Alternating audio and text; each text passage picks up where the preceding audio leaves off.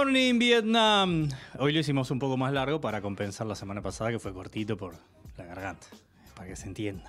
Así damos la bienvenida a esta nueva edición del Noticero, charlando así con Juli. Damos inicio a una nueva emisión del Noticero, la número 109. Como el bondi que agarra a Córdoba y después se desvía, no sigue todo derecho por Córdoba, sino que después viene desde Retiro. Bueno, eso cosas desde la Ciudad de Buenos Aires y para todo el planeta. Estamos dando inicio a una nueva emisión de este Noticero. Hoy viernes 23 de junio, ya oficialmente dentro de lo que es la temporada invernal. Sí, saludamos a quienes integran este equipo, además de mi presencia, además de mi participación, como todos los viernes, desde las 11 de la mañana. Mi nombre es Diego González y les voy a estar acompañando con un gran equipo en esta mañana de viernes. Sí, vamos a saludar del otro lado en la operación técnica a Julián Gómez, con quien estaba conversando recién. Con una especie de insert ahí para comenzar la jornada. Saludamos también a la producción general, al señor Nahuel Isela, acompañado, por supuesto, de un gran equipo de columnistas, de referentes en distintos rubros y también de la asistencia en producción justamente de Javier Aliceri. También en el manejo de redes y de comunidad, Victoria Duclos Sibuet. Y este gran equipo que en instantes ya daremos inicio para hablar de un montón de cosas. Nosotros desde ya les decimos que tenemos redes, tenemos vías de contacto, ¿sí? Pueden comunicarse con nosotros a través del WhatsApp del 24087950. ¿Para qué? Para pedirnos una canción, porque en los cortes levantamos la jornada del viernes y le damos la bienvenida al finde. Por supuesto también para hacernos comentarios, sugerencias, denuncias, ¿sí? Todo eso que quieran hacernos como devolución, por supuesto, ese WhatsApp está abierto y también todas las redes y las vías de contacto que, por supuesto, tiene cualquier medio de comunicación, como WhatsApp, Instagram. Hay TikTok de Punto Cero, aunque yo no tengo ni idea, pero hay Twitter, por supuesto, ¿sí? Y otras tantas redes como Facebook, YouTube y demás, donde estamos saliendo en vivo, por radio y por TV. Nosotros, inmediatamente, y para aprovechar al máximo el tiempo, le damos la bienvenida a uno de nuestros especialistas, al primero de esta mañana, ¿sí? No por eso ni más ni menos importante, el especialista. La economía, sí, está en agenda permanentemente y para eso tenemos la participación y la palabra de Alejandro Nava, a quien le damos la bienvenida. Y como todos los viernes, sí, hay que hablar de economía y tenemos a nuestro economista de a pie. Alejandro, bienvenido nuevamente. ¿Qué tal? Buenos días a toda la oyentada del Noticero. Buenos días, Diego. Y hoy traemos buenas noticias. Por fin un viernes de buenas noticias. En los últimos viernes no estábamos teniendo grandes augurios con respecto a la economía, pero sí hay un indicador que sin lugar a dudas es el que más se saca a relucir en este gobierno, porque realmente le está dando muy bien y es digamos, hay dos indicadores. Uno es el de desempleo, el que mide el nivel de desocupación de la población económicamente activa. Sí. Si bien no está en los niveles más bajos, ha estado en niveles más bajos aún que en la actualidad, está en un nivel relativamente bajo, 6,9%. Eso indica que de la población económicamente activa solamente un 6,9%, casi un 7% de la población no tiene empleo, está desocupada y está buscando empleo. Sí, hay que hacer la aclaración, Ale, porque cuando uno habla de justamente desempleo es la persona económicamente, laboralmente activa, pero además en la búsqueda de empleo. Si no busca empleo, no se considera desempleado. Exactamente, tiene que estar buscando empleo para entrar dentro de la estadística de desempleo. Pero el indicador que sin lugar a dudas ha venido aumentando en los últimos trimestres y está en uno de los niveles más altos del último año es que no es el recíproco del de desempleo, es el del nivel de empleo. Está en el orden del 45%. Y esto mide la actividad de una economía. Sin lugar a dudas, en el último año, año y medio, la actividad económica ha ido en crecimiento constante, y esas son buenas noticias. Seguramente la tasa de desempleo tan baja se explica por otra variable que acá nosotros destacamos como una de las peores variables de la economía, que es el nivel de ingresos o el nivel de salarios. Vale decir, cuando los salarios reales y nominales están en niveles muy bajos, la tasa de desempleo tiende a disminuir, ¿sí? Y también tiende a aumentar la actividad económica, es decir, se comporta con respecto a la actividad económica en niveles, perdón, una relación inversamente proporcional. Y con respecto a la tasa de desempleo, es un comportamiento directo, esto es, menores salarios, menor tasa de desocupación o desempleo. ¿Y por qué es importante destacar esto? Porque sin lugar a dudas, la actividad económica está relacionada justamente con lo magro de los salarios y con la necesidad de generar nuevos ingresos, incluso con la búsqueda de un segundo empleo o de una segunda actividad, ya que con un solo sueldo o con un solo salario no alcanza para llegar a fin de mes.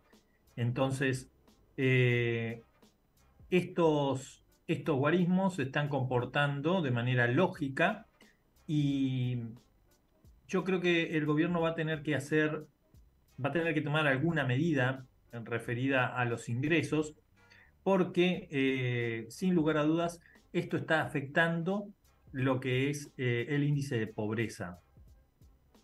Y en una situación de inflación creciente, lo que tenemos es una continua degradación del salario de las personas, de los trabajadores. No hace falta que analice mucho. Todos los oyentes seguramente del noticiero sienten que le sobra mucho mes al sueldo. Entonces, eh, yo creo que una política consistente en la mejora de, de la población, de la situación económica de la población, tendría que ser una que se centre más en los niveles de ingreso, en generar niveles de ingresos más altos para afrontar los niveles de inflación.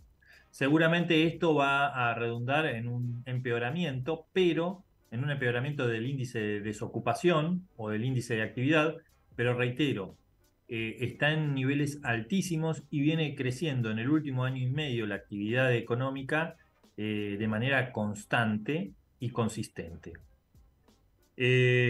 Así que creo que son buenos augurios. El índice de inflación sigue en niveles altos, pero está mostrando una desaceleración en el último mes y se espera que para el mes de junio vuelva a ocurrir, ya librándonos de lo que son las tarifas y muy probablemente tienda a la baja. Pero recordemos, está en niveles altísimos, la inflación en el mes de mayo anual estuvo cercana al 114%, lo cual es una barbaridad. No hay política de ingresos que lo resista y eso redunda en un empobrecimiento general de la población. Sí, que además desprende distintas aristas. Entre ellas, por ejemplo, bueno, la renovación de los contratos de alquiler, justamente, que a raíz de esto se cumplieron justamente 3 años de la ley de alquileres. Anualmente está permitido, digamos, reguló justamente esta normativa, que se aumente ese valor del alquiler dependiendo de justamente de los índices de precios al consumidor y los números que refleja el INDEC, que en este caso rondan el 120%, es decir, de un año al siguiente el valor de un alquiler aumenta más o menos en promedio, según estos últimos 3 años, más del 100%. Eso por un lado. Por otro, quiero volver hacia atrás lo que mencionaba justamente recién con el gobierno debería tomar cartas en el asunto como para solucionar un poco esta situación económica. Por un lado es, cartas en el asunto debería haber tomado con la inflación. Es una batalla perdida, según lo que mencionás, porque directamente ya es enfocarnos directamente en la situación salarial del trabajador y trabajadora promedio. Sí, a ver, con respecto al tema de alquileres. Me gustaría, tal vez el viernes que viene, podríamos hacer algún tipo de hincapié en el mercado de alquileres, porque es un tema muy complejo y en donde incluso está involucrada la tecnología. Airbnb y todas las plataformas como Booking, por ejemplo, están conspirando contra la estabilidad de precios en el mercado de alquileres.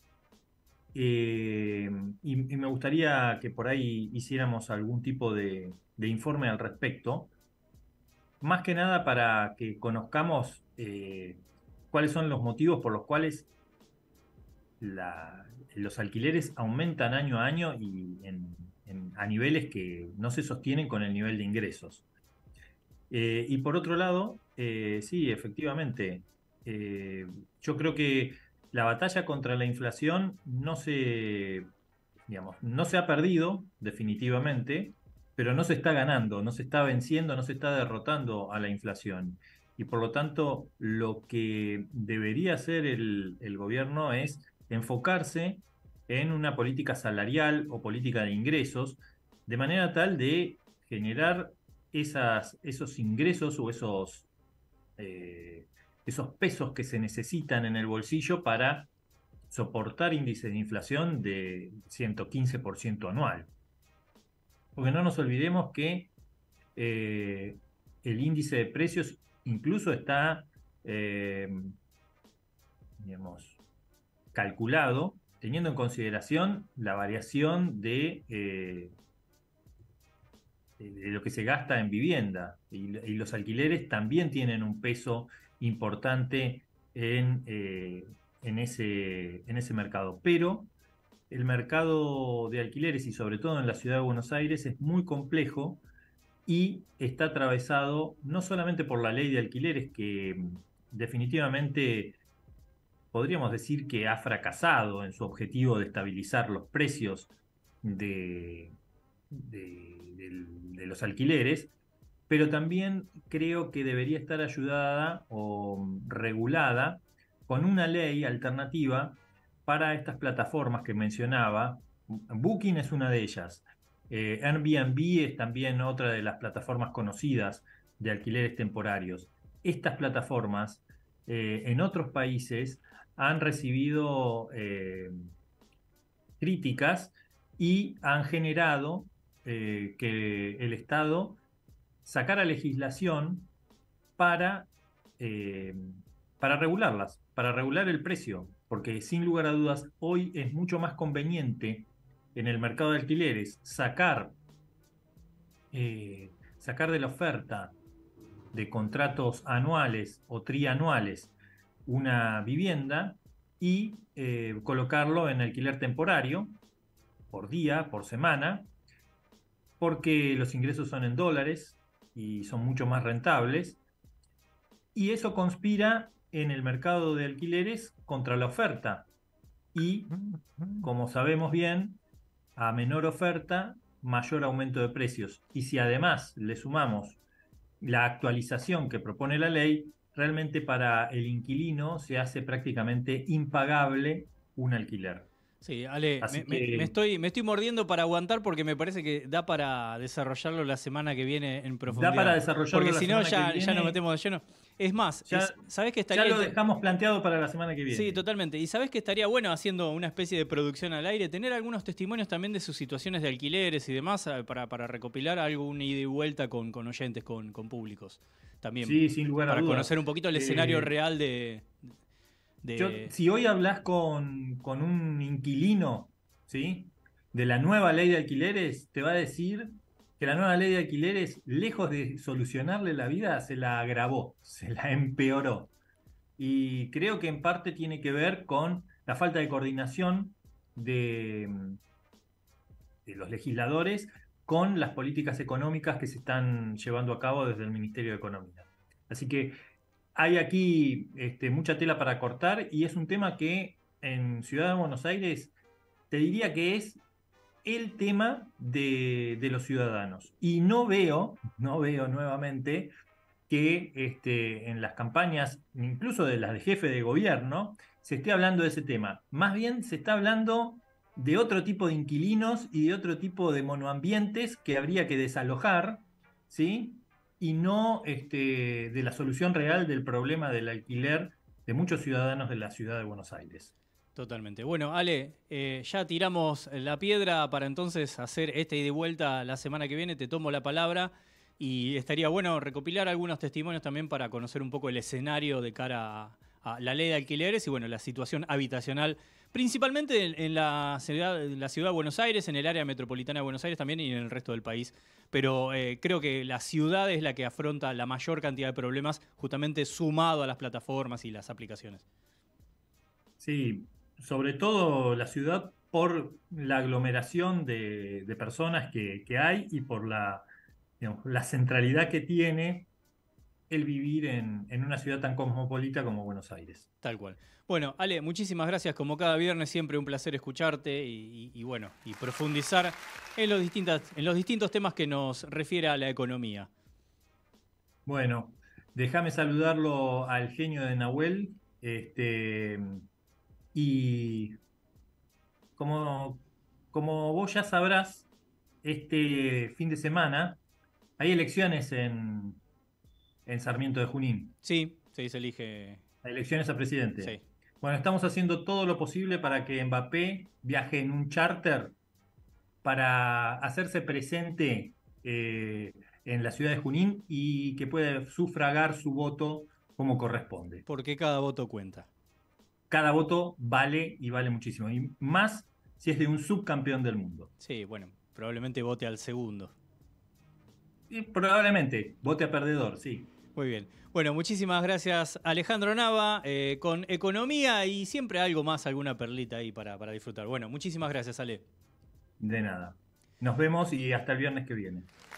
Muy bien, ahí tuvimos la palabra de Alejandro Nava con la economía de a pie y nosotros rápidamente pegamos un volantazo en la información porque ya tenemos del otro lado a nuestro querido Pablo Velázquez con el Semanario de Derechos Humanos, así que sin perder nada de tiempo, no quiero perder tiempo, quiero disfrutar de la palabra de Pablito, así que lo escuchamos, justamente lo tenemos del otro lado, ¿no, Pablo?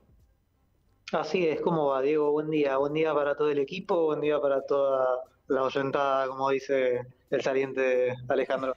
Muy bien. Estamos con una semana con unos temas, bueno, bastante complicados.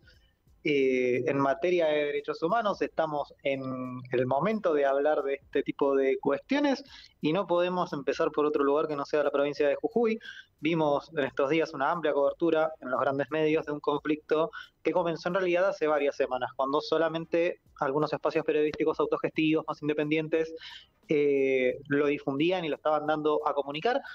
Y es, bueno, la ya conocida, antes propuesta y ahora ya consumada reforma de la Constitución de la provincia, impulsada por el gobernador, con sus puntos más resistidos como la alteración de los plazos para los actos eleccionarios, la gestión de tierras que el Estado considera fiscales, pero que en realidad son propiedad ancestral de las comunidades indígenas, y por supuesto la prohibición de todo tipo de protestas o manifestaciones pacíficas que incluyan cortes o piquetes, con la gestión de los recursos del litio siempre como en el fondo de toda la cuestión. ¿Y qué se va a hacer finalmente con eso? La verdad es que hace varios días el conflicto por este tema específico está abierto, pero si hay algo de lo que hablamos recurrentemente en esta columna, que en unos días va a cumplir 2 años, es de la provincia de Jujuy y todos los atropellos ajenos a un régimen democrático ejecutados por el gobernador Morales, ya sea el armado de una corte a su medida, ya sea bloqueando la asunción de diputados de izquierda electos, persiguiendo organizaciones sociales o manteniendo 7 años presa política a Milagro Sala. Vimos también a toda la dirigencia de poder pasar verdaderos papelones, intercambiando tweets, chicanas, fake news, fotos que no eran del lugar o del sitio en el que se indicaba, mientras en la calle estaban tragando bases y acompañando las manifestaciones la población, la gente de a pie de la provincia de Jujuy, junto con, la verdad, que muchos dirigentes de izquierda, esto le guste a quien le guste. Quienes desde Buenos Aires estuvimos siguiendo la brutal represión del Día de la Bandera, vimos casi en vivo también cómo la policía de la provincia le disparaba una bomba de gas en la cabeza y disparada de forma horizontal a un manifestante, el manifestante se llama Nelson Mamani, quien producto de ese impacto estuvo en grave estado, fue operado de urgencia y afortunadamente se encuentra ya recuperándose en una sala común a la cual fue trasladado hace unas últimas horas de terapia intensiva a una sala común del Hospital Pablo Soria de la ciudad de San Salvador. Fue el que estuvo en la situación más crítica de salud de los más de 50 heridos que hubo solamente en esa jornada. Tras la represión vino la cacería, en la cual grupos mixtos de policías y civiles iban de racias chupando gente y trasladándola en vehículos, varios de ellos particulares y que pertenecen a empresas o empresarios licenciatarios del gobierno de la provincia de Jujuy, tal como reveló el influencer Michelo, que hizo una investigación artesanal con las patentes de estos vehículos como único dato para poder llegar a develar esta cuestión. Hasta anoche seguían privadas de su libertad, Diego, cerca de medio centenar de personas. Algunas de ellas incluso en ese momento estaban siendo liberadas en horas de la noche del penal de Alto Comedero y también hay muchos videos que circularon de estas salidas en las que se mostraba que apenas podían mantenerse en pie producto de las torturas a las que fueron sometidas estas personas durante el encierro, maltrato que se extiende también con causas penales o contravenciones que se les armó a cada uno de ellos y por los que deberán seguir yendo a la justicia para ser recriminalizados. ¿Cómo estamos hoy con esta situación? Por ahora no hay indicios de una posible marcha atrás. Con la reforma, de hecho, ya fue jurada, eso sucedió el día martes y ya fue promulgada por el gobernador. Morales ofreció un tope salarial a los docentes superior al que se estaba manejando, cercano a los 200.000 pesos, que se va a resolver en asambleas de docentes para saber si se acepta o no. Y en simultáneo se mantienen 15 cortes de ruta en todo el territorio de la provincia. Esto es lo más importante porque mientras esos medios que mencionamos en un principio ya volvieron a hablar de las listas, en Jujuy sigue el conflicto. Hace unos minutos acaba de terminar una conferencia de prensa de la Misión de Solidaridad Internacional y de Derechos Humanos que acaba de llegar a la ciudad de San Salvador para hacer un seguimiento de la situación humanitaria y de garantías, ya que los derechos que se violaron en estas semanas en la provincia y en esta última en particular en la provincia norteña son muchos y son ahora, están ocurriendo ahora. Vamos a cambiar de tema porque ocurrieron otras cosas, más allá de que la mayoría del foco de la atención, por lo menos en cuestiones de derechos humanos, se lo llevó lo que ocurrió en Jujuy. El día lunes ocurrió una represión, un desalojo, fue en la mañana y fue a un grupo de familias desesperadas que intentaron ocupar un predio abandonado de las calles 1433 y 1428 de la localidad de Florencio Varela. Apareció la policía bonaerense y bueno, el resultado siempre es obvio. 7 personas terminaron detenidas, entre ellas una mujer embarazada y otras varias heridas por golpes y disparos de balas de goma. Desde hace años el municipio de Florencio Varela y algunas organizaciones cercanas sostienen que se llevan adelante políticas de hábitat novedosas y de carácter popular, esto entre comillas por supuesto, lo cual es desmentido por vecinos y vecinas que tienen necesidades habitacionales críticas en medio de la falta de acceso a vivienda o acceso a mejores condiciones en barrios populares. Vamos a tomar un estado de situación que fue comunicado por el Espacio de Tierras Agustín Ramírez, integrante de la red Angelelli, respecto a este tema del hábitat en Florencio Varela. En noviembre del año 2014, el Estado Nacional compró 2 predios en la localidad para realizar 2 loteos sociales con servicios que se iban a sumar a un tercer predio ya existente en la Villa Brown Rural. Pasaron casi 9 años de eso y la situación de estos 3 predios es la siguiente. Las 15 hectáreas compradas en Villa Argentina continúan desocupadas y la mitad no son habitables, ya que son terrenos inundables a pesar de que fueron compradas por recomendación del propio municipio. No se tuvo en cuenta la inundabilidad de estos terrenos. Hay otras 15 hectáreas compradas también con fondos nacionales en Villa San Luis que fueron escrituradas a nombre del municipio en el marco de un loteo ilegal que derivó en una estafa a los compradores, dejando solamente 6 hectáreas sin ocupar.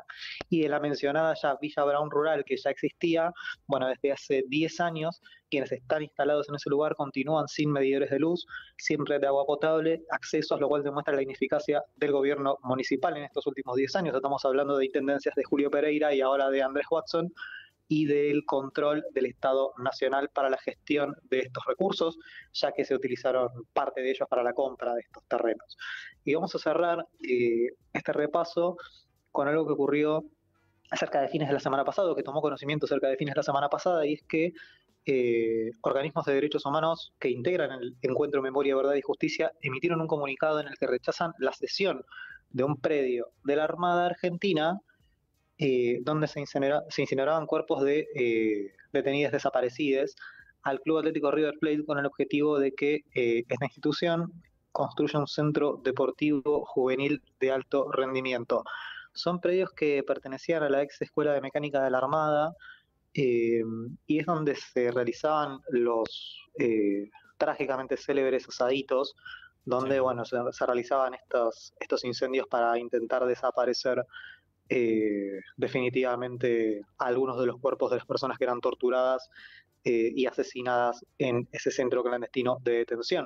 Los organismos afirman que esta sesión, bajo la figura de permiso de uso, fue efectuada por la Agencia Administradora de Bienes del Estado bajo responsabilidad política del gobierno nacional y que a cambio, además, River va a construir un centro de entrenamiento para marinos en un terreno situado en Vicente López, lo cual además sería como una especie de complementación de esta medida con un canje manifiestamente espurio.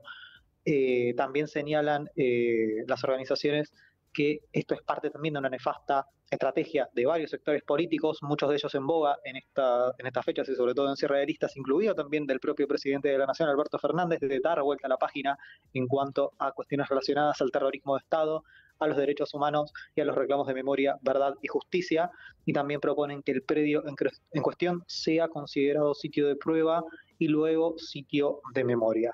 Estas fueron las tres noticias que queríamos llevar al frente para completar este panorama semanal, reducido y resumido de derechos humanos, digo.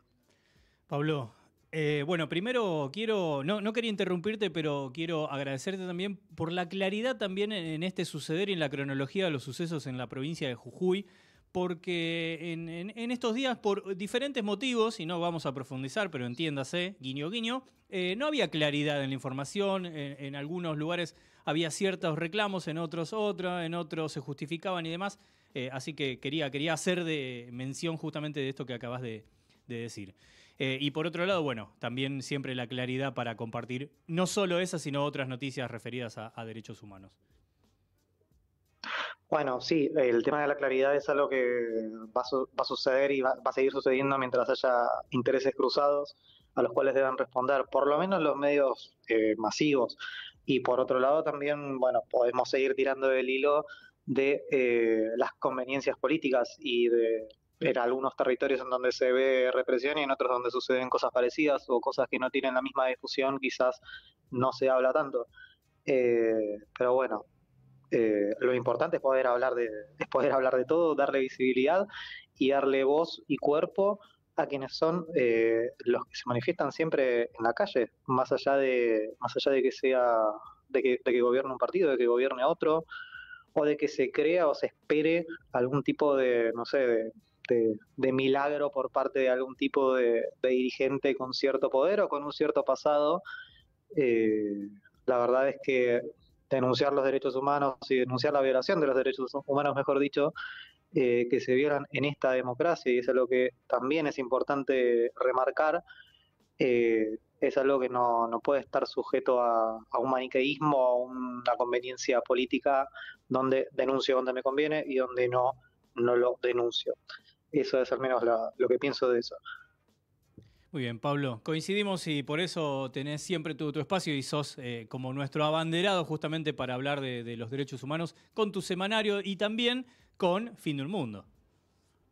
Con Fin de un Mundo, newsletter bisemanal, sale los miércoles y sale los domingos. Ahí también tenemos también un repaso, un resumen de noticias relacionadas con derechos humanos, acceso a la vivienda, violencia estatal y policial y ambiente. Se suscriben gratis ingresando, por lo pronto pueden ingresar a mi cuenta de Instagram, @phb_ok, y ahí van a poder saber de qué forma se pueden suscribir de manera gratuita. Muy bien. Nosotros agradecemos entonces la participación de Pablo Velázquez con el Semanario de Derechos Humanos. Nos volvemos a encontrar seguramente el próximo viernes.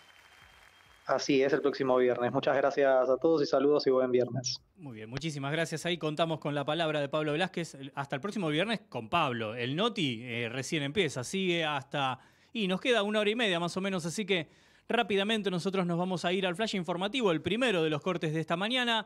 Buena música para levantar la jornada. Recuerden que ustedes pueden pedir a ver qué quieren que suene, así que nos llega su recomendación, su selección musical. Y nosotros elongamos en este cortecito breve para seguir informando con mucho más del equipo del Noticero y de Punto Cero. Así que nosotros nos vamos a flash, a la música y ya volvemos con mucho más Noticero.